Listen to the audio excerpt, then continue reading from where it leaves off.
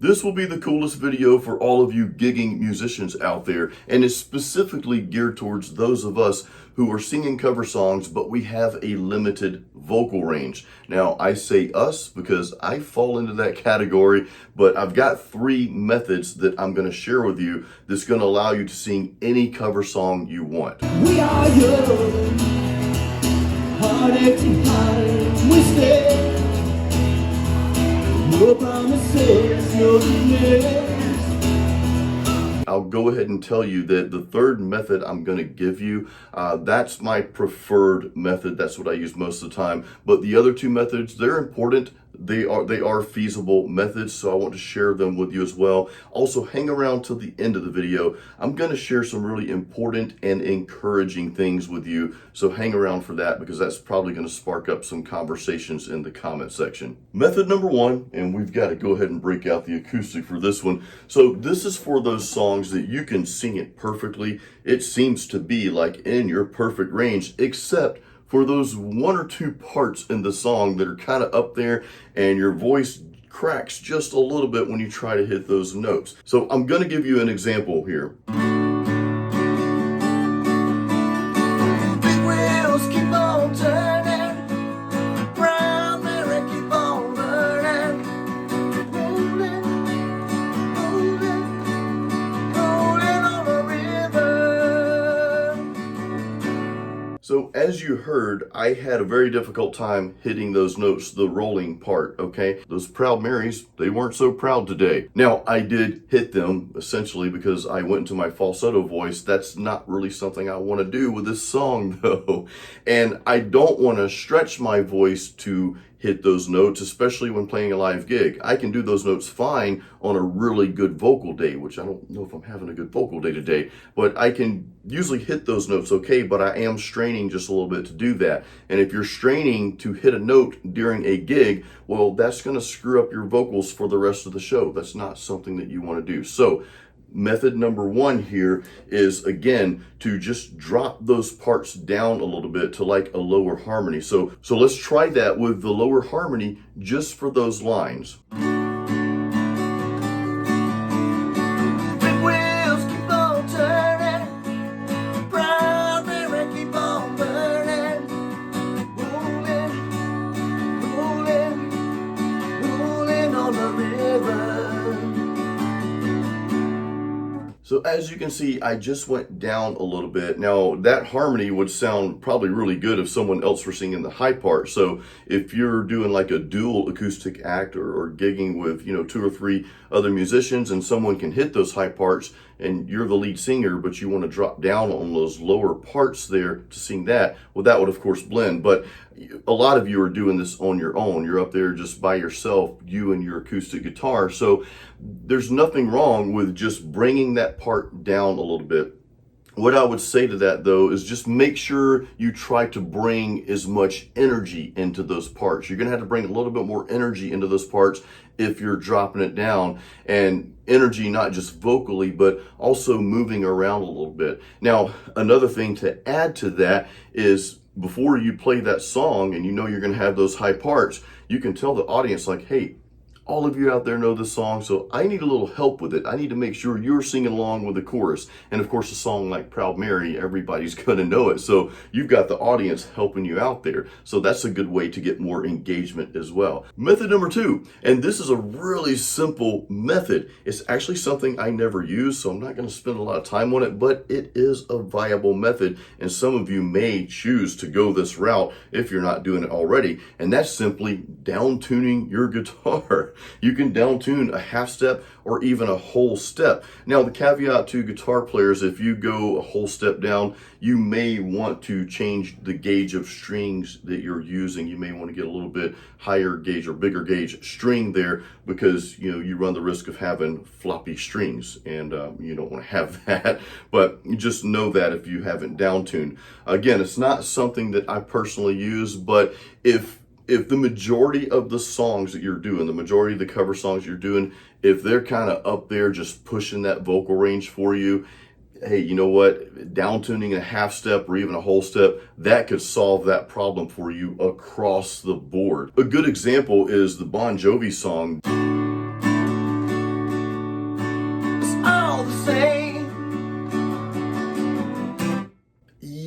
I can do that on a good day, but I'm not going to attempt that today.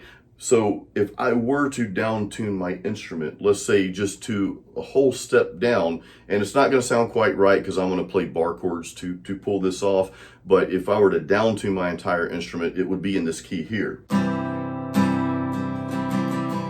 all the same. Only the names have changed every day.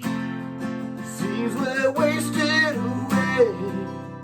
So that would sound, of course, much better if my guitar was tuned, if it was down tuned a whole step, because that's what I was playing that in, then I would be playing the normal, my finger position would be as it would be in playing the original version, if that makes sense, but you're just tuned a whole step down. So yeah, that would work for me, that particular song. Now, the only downside to down tuning your instrument, and that was not meant to be a pun, is that once you do that, then, well, you've down tuned all your songs. So this might not work out so well if the majority of songs you're doing, you can hit just fine. You can sing them just fine, but there's only like those one or two songs that you can't quite make it. So you don't want to down tune your instrument in that case. You'd probably be better off using my preferred method, which we're getting to next. Method number 3, and this is my personal favorite, is the one that I use on on almost every cover song that I do,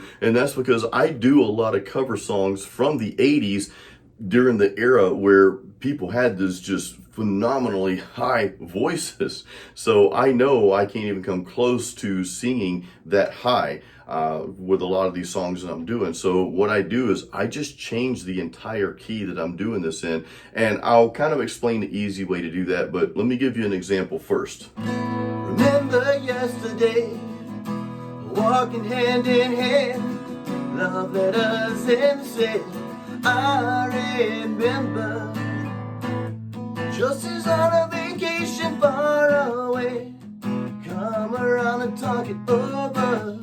So those two songs in particular, there's no way that I could sing like Sebastian Bach in his key for that song, and there's no way I'm gonna hit the notes that the dude from the outfield sang in that song. So what I did with both of those songs is I just changed the key. And how you do that, I'll give you kind of a little trick here. So first of all, if you don't know the key, the original key that the song you're singing is played in, of course you Google that, look it up or whatever. Let's say the song starts with a D chord.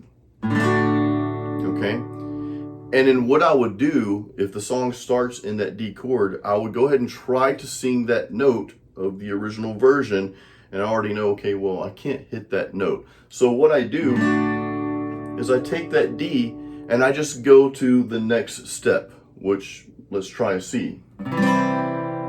Okay? I would try to sing that note, with that chord right there. Well, okay, well, maybe that doesn't work, so let me go down, one more. You can play around with different chords. So what I do in this case, I could go down to a B or B flat, but those aren't really guitar-friendly chords, so just go down to the A in this case. So instead of starting the song in the D, I start it in A. And again, I don't know what those songs start with, what chord. I used to know, but I forgot because I'm always playing them in this this progression now.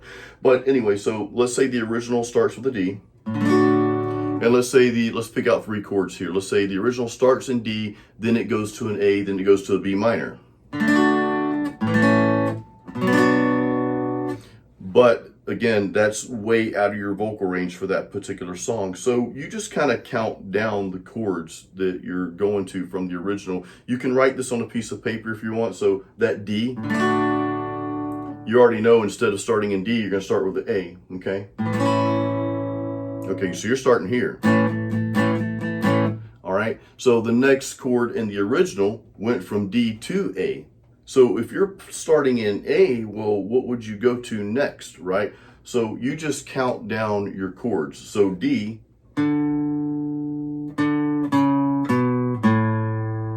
that's that progression. Those are the notes in that progression. You're going D, you're going to a C sharp, then a B, technically B minor, then the A. So you do the same thing with the A. So that next chord is going to be an E. So you're going to go, okay? Then the next chord in the original, remember, we went D, A, and then B minor. So you already know your second chord is E, and you know that you're just going to go up one more note, right? Which is going to be your F sharp minor. So where your original was this, now you're playing this instead. Now, a quick little trick for you acoustic players, how I like to play my F sharp minors is I'll actually hit the E string open, or sometimes I won't hit it, but I'll play that F sharp minor with those last two strings open. Instead of barring it, instead of barring it, I like to play it open.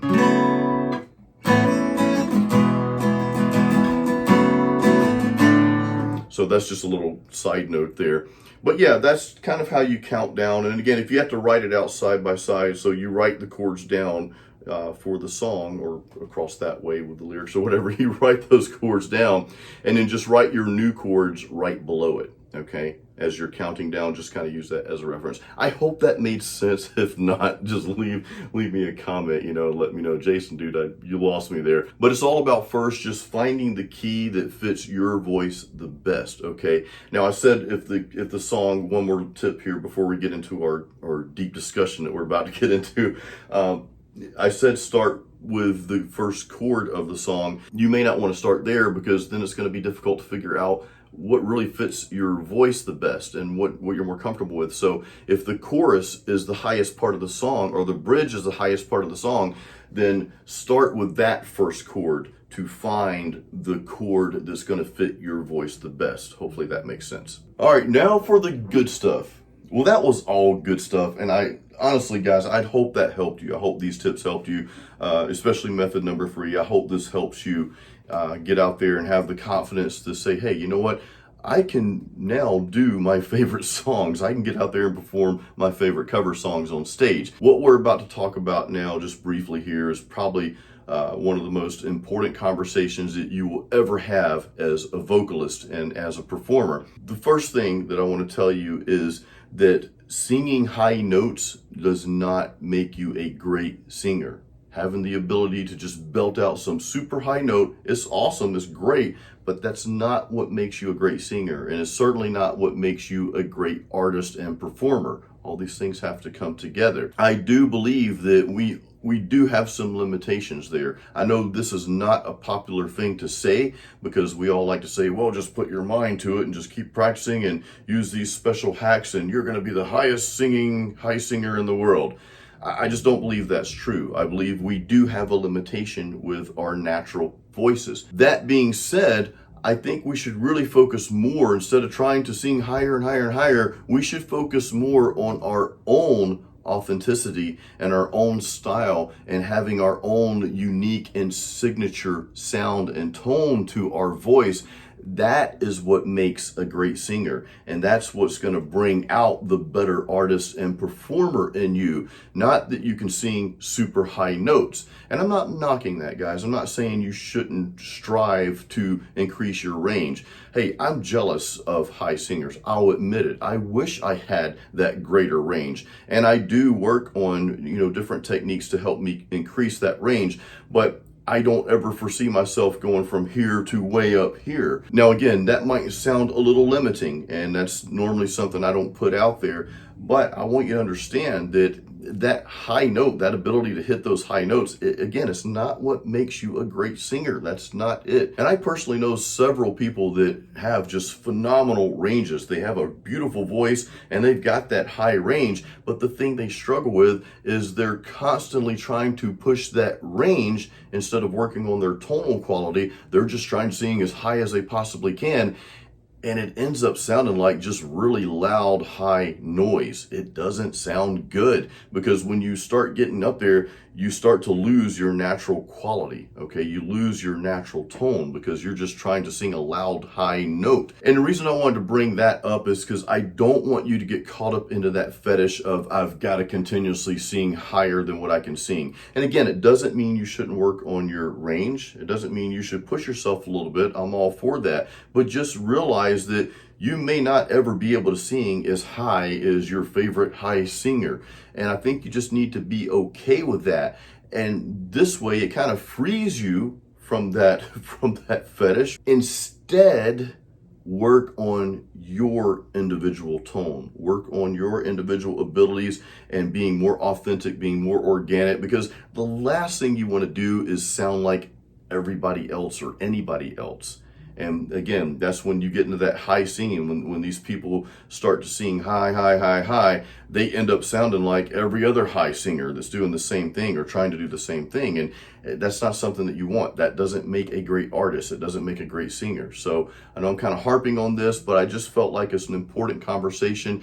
And I know if you're still watching this right now, thank you, by the way, for hanging out with me. I know it's impacting you and it's something that maybe you've struggled with. Well, I'm here to release you of that struggle. You don't have to worry about singing super high. Use the methods that we went through today instead, especially method number 3, because that's my favorite. But any of those methods, just use those methods and focus on your performance. The other thing is just be engaging. Just have a good time up there. Be engaging with your audience. Don't always make it all about you. There's a time to show out. Okay, we do that. I play I'll rip on the acoustic sometimes. I'll play some lead licks in between songs. There's a time for that. You might have some vocal things you want to put out there sometimes. That's okay, but just don't make it all about you. Remember, you are there for them playing these types of gigs. So guys, if you have any questions, please leave them in the comments. I expect to see a really good conversation going on down there. And also real quick, if you like this type of content, I know most of my people on here are metal guitar players. It's a metal guitar channel. But us guitar players, we like to do different things. I know some of you like to play acoustic as well and gig and that sort of stuff. So if you want to see more content like this, I will definitely be more than happy to put some more tips out there for the gigging musician, especially for the acoustic solo act here. So guys, I'll see you on the next video. Thank you so much again for your support.